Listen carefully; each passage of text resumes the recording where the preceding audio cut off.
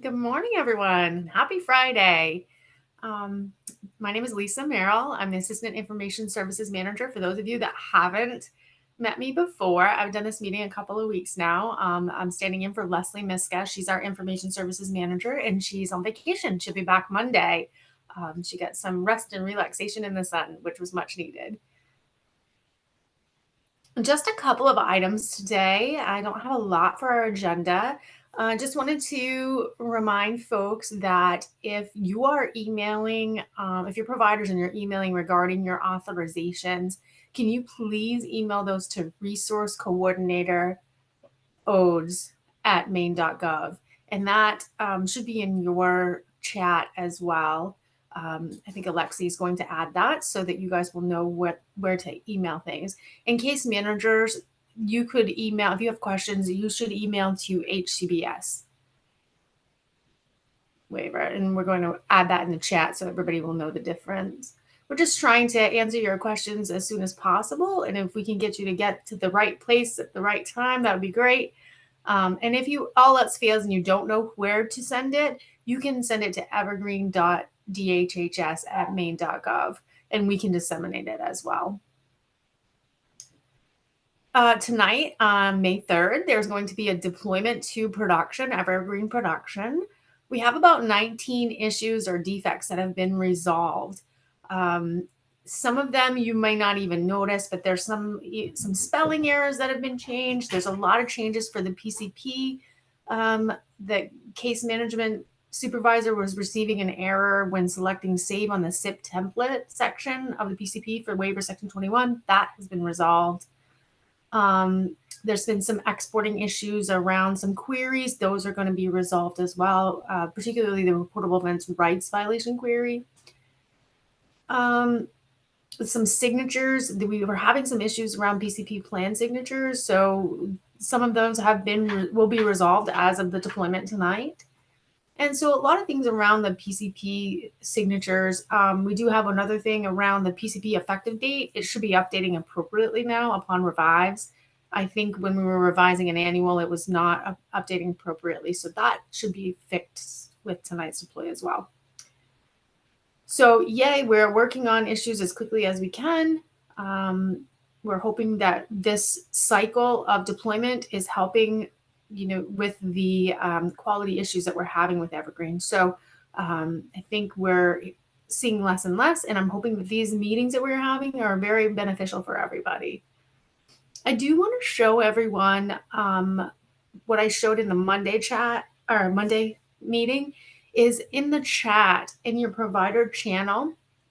And there's a way to search for particular items. So if you're looking for a keyword, you can do a keyword search. So if you're looking for authorization information, we'll just use that. You can keyword search that so you don't have to go through the whole chat to try and find that. So I'm going to show you how to do that right now.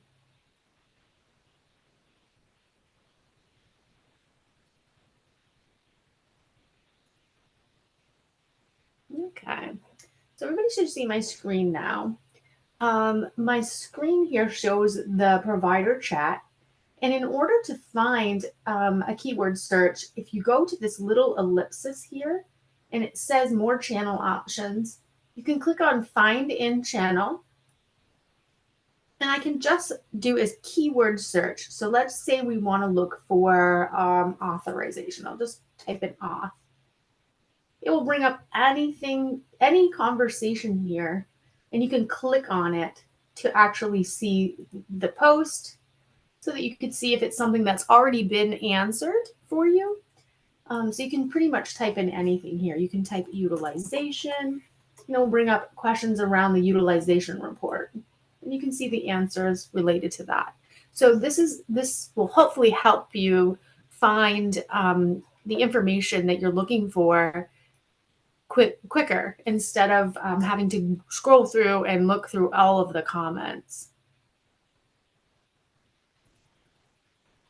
As always, if you are not in this provider chat and if you'd like to be added, please email evergreen.dhhs@maine.gov and we can add you to that chat.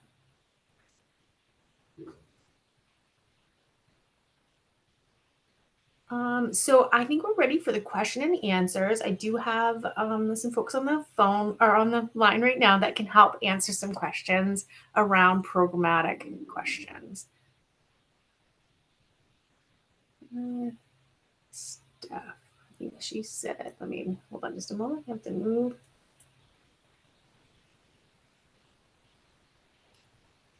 Yeah, Steph, I can certainly show people one more time how to get through the search box in Teams. So I will go ahead and share my screen again.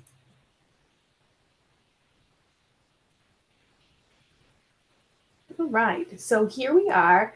And if you go to the provider channel, which I'm in right now, or any channel within Teams, you can go to the, I think I just backed that up.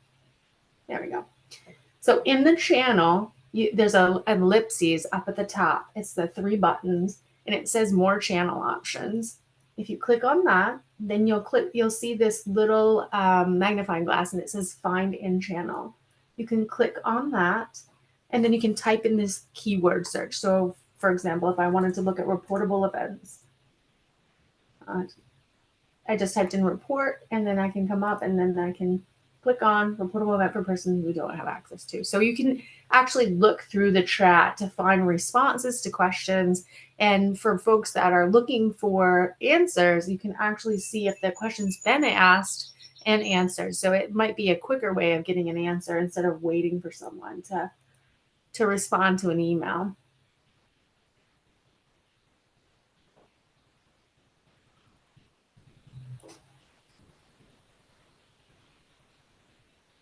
Okay, so let's go to the question and answers. We have a couple. Don Pressey asks, case managers are still not providing a copy of the full PCP to home support providers. Can we get something in writing that says that they are allowed and that they should be providing us with a copy? So I am not sure if Angela is on the call. I am on, and I can speak to that for sure. Thank you. Case managers can click on the print option, save the document as a PDF file, Word file to their computer and email it directly to the provider, and should be doing that in every case. Those who are directly involved with providing services or a guardian should be receiving a copy of the PCP, the final PCP.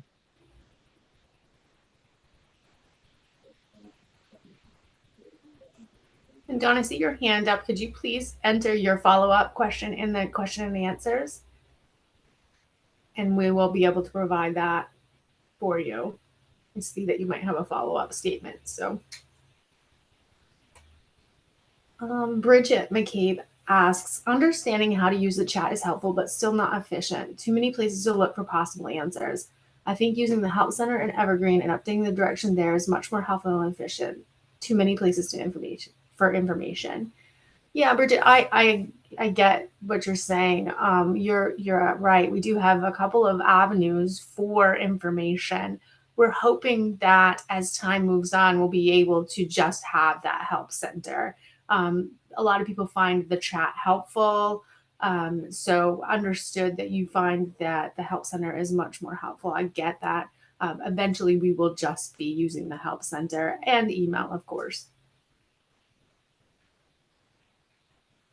And Dawn Presley said they know how to do, but they don't think that they are allowed. And they should be allowed to do that. Of course, they are allowed to do that. Yes. They have a release of information, I would hope, signed by the person or the guardian to provide information to those agencies providing services. Yes, thank you. Anita Brown, how do we get access to the channel on Teams? Yeah, Anita, if you can send an email to evergreen.dhhs@maine.gov with your email address, we can add you right to the channel.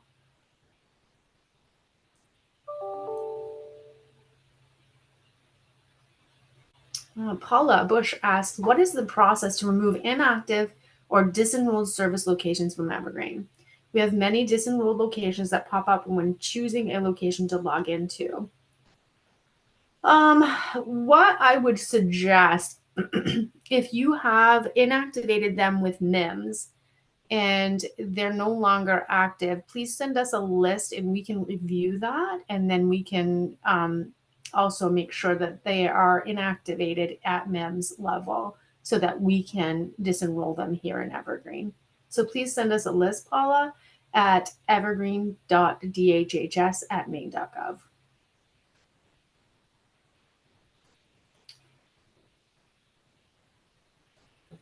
And Carol Kane also agrees with Don Presley. Can you send out this answer to sending PCPs,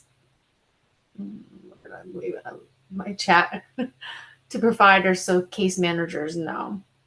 We can certainly review this in our Monday meeting, Angela. Yes, we certainly can.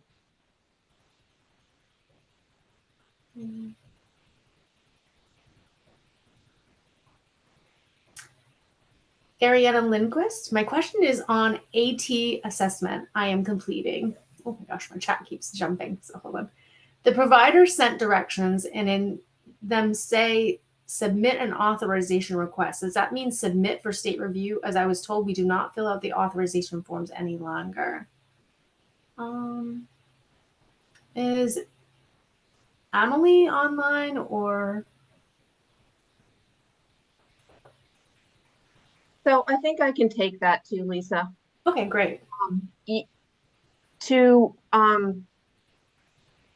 request an AT assessment, you're going to, of course, do that with the provider, but you're going to put it into supports and services just like you would any other waiver service.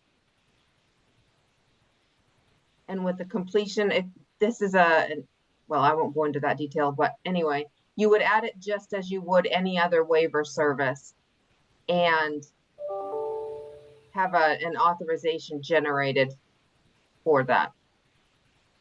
I hope that makes sense. Thank you, Angela. If not, Ariana, you can just, email me and I will provide you with a full explanation and look at your plan. Awesome, thank you.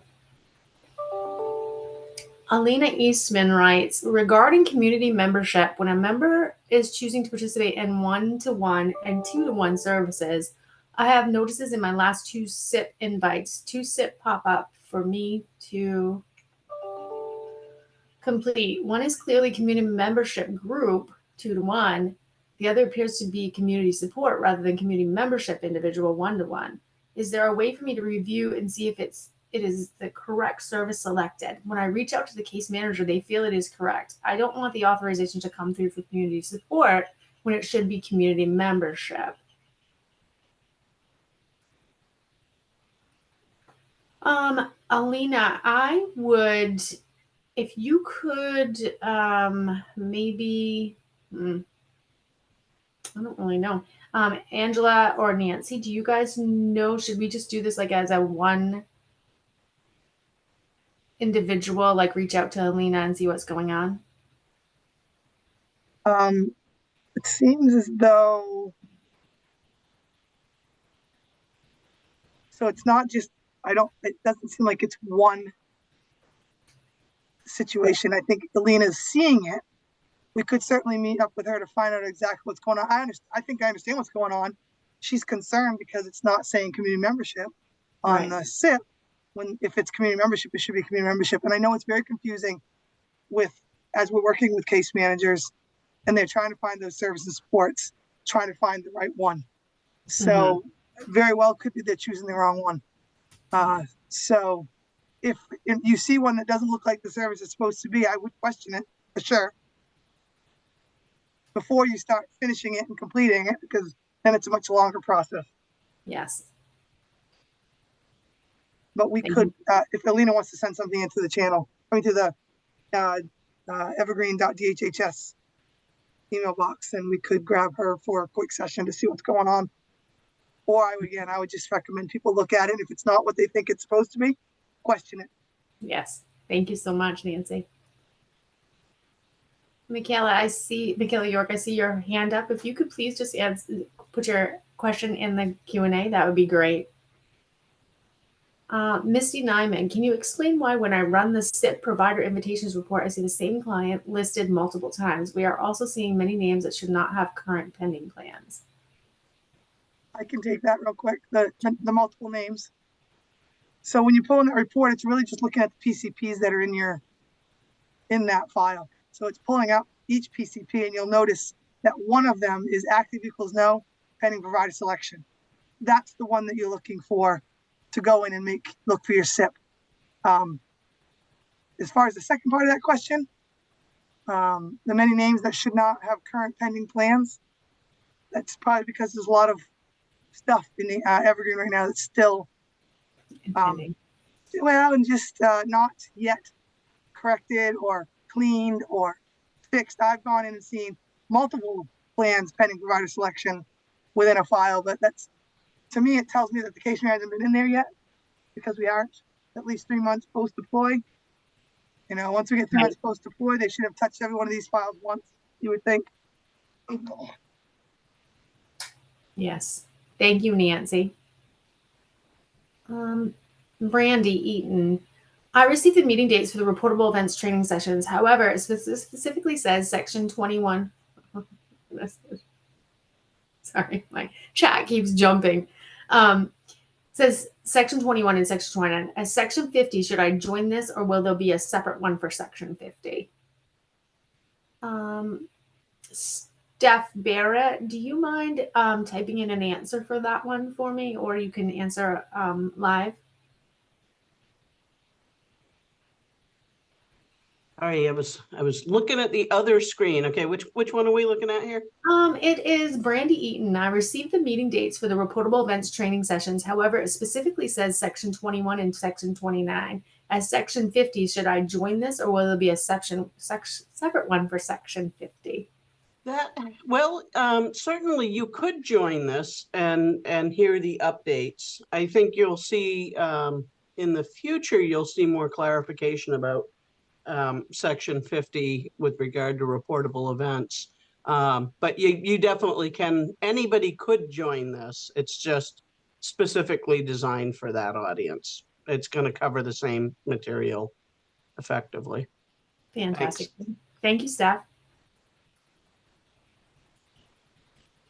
Ariana added, yes, I added them. So I just wait until they are approved. And I believe the answer to that is yes. Angela, if I'm wrong, let me know.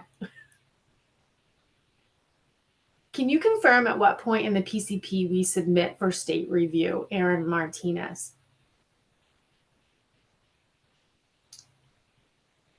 I can take a stab at that. Thank you. So you should set the, you go into your plan, you're going to go in and make sure you're getting life I want, all that stuff, your meeting narrative and stuff like that, you know, is all, everything's in there that you want. You're going to go to your service and supports. You're going to add the service without inviting a provider. You're going to go back up through the right-hand quick search from, I think it's like barriers, strengths, needs, goals to my goals. And then you're going to go through my goals and make sure that you've linked all of the barriers, the needs, the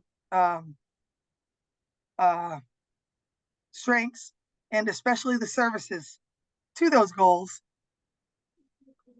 Then you're going to want to, if it's a change in service though, plan, you need to go and make sure you answer the question, is there a change in these services? And you check yes, and you give them a clear description of what those changes are.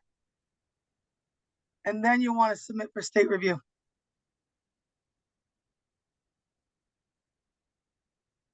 Fantastic. Thank you, Nancy. You can follow up real quick to say, hold on, to say that once you get back from state review pending provider selection, that's when you go back in, add your provider, work on those SIPs, and then move it through the rest of the process. Awesome. Hannah Pullen asks, we have a couple of cases where it's simply taking months while we wait on copies of a PCP, even if they know how and are aware that they can. Is there still hopes that waiver providers will gain access to the PCP so we can print for our records once the plan is complete? I'm looking at Nancy. All I can say to this is that I know that it was something that Leslie originally said that we were hoping to be able to do. It's not a Yes. high priority with all the other stuff that's going on, but I do believe eventually, or at some point, that is the goal, so that they will be able to go in and print off a completed PCP. At this point, though, until then, we do need to encourage case manager. We can start working in our groups too. We're meeting with every agency, and we'll start passing that message that they are to print off those. Once they've come back and completed, they want to print it off and get it to everybody who needs a copy. Yeah, we'll reinforce that on Monday's meeting as well. Yes, and I will take care of communicating that out today. Thank you, Angela. You're welcome. Jamie Glover, great question. How long do you expect to be down for the deployment tonight? I don't anticipate us to be down more than an hour. It's going to be a pretty quick deployment. So probably from 5:30 to 6:30. It may be done quicker than that actually, but at maximum an hour. Excuse me.